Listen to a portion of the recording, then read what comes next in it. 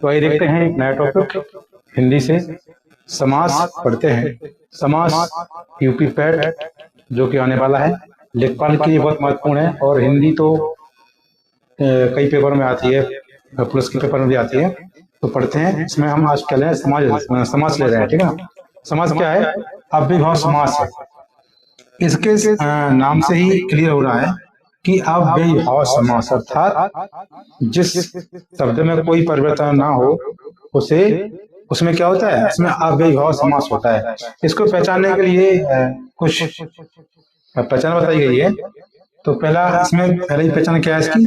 पहली है कि प्रथम पद क्या होता है इसमें? प्रथम जो पद होता है वो अव्यय होता है। अव्यय मतलब होता है कि इसमें कोई भी परिवर्तन नहीं हो सकता। ठीक है। प्रथम पद में इसके क्या होता है, कोई परिवर्तन नहीं होता। अगर ऐसा हो तो वहां पर कौन समास होता है? अव्ययभाव समास होता है। और दूसरा इसमें क्या है कि दूसरी पहचान इसमें होती है कि पहला पद क्या होता है? पहला पद प्रधान होता है। ठीक है ना। पहला पद क्या होता है? प्रधान होता है। जहां भी जिस शब्द में पहला पद प्रधान हो तो वहां पे कौन समास होता है? वहां पे अव्ययभाव समास होता है। और तीसरी इसमें पहचान है कि प्रथम पद में क्या होता है, कोई उपसर्ग लगा होता है। ठीक है। प्रथम पद में क्या होता है, कोई प्रथम पद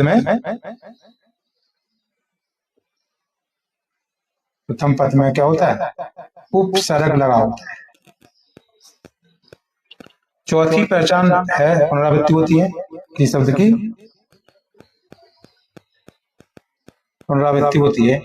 और पांचवी पहचान इसमें दिया है कि अपरिवर्तन। ठीक है। इसमें क्या होता है कि परिवर्तन नहीं होता। ठीक,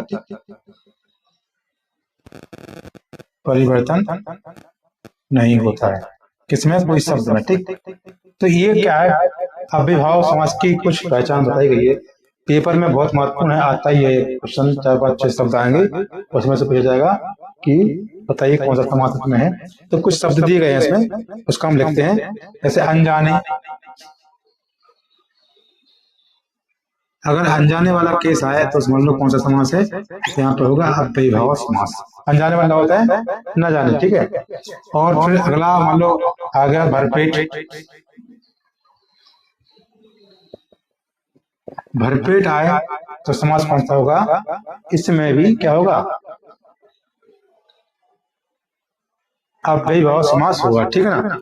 और ऐसे बार बार आ गया, पुनरावृत्ति हो रही है तो क्या हो जाएगा? यहाँ भी क्या हो जाएगा? अव्ययभाव समास हो जाएगा। और विवेकपूर्ण,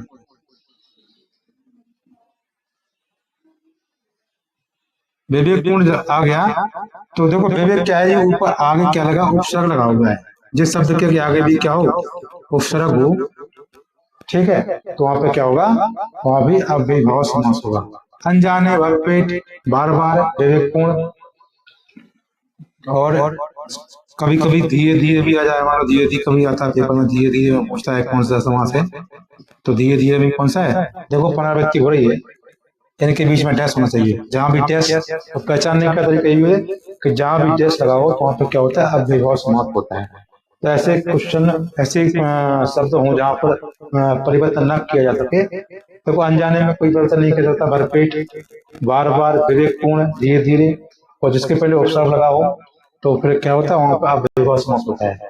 बहुत महत्वपूर्ण है पेपर के लिहाज से अव्ययभाव समास। तो पढ़ते रहिएगा। थैंक यू, धन्यवाद।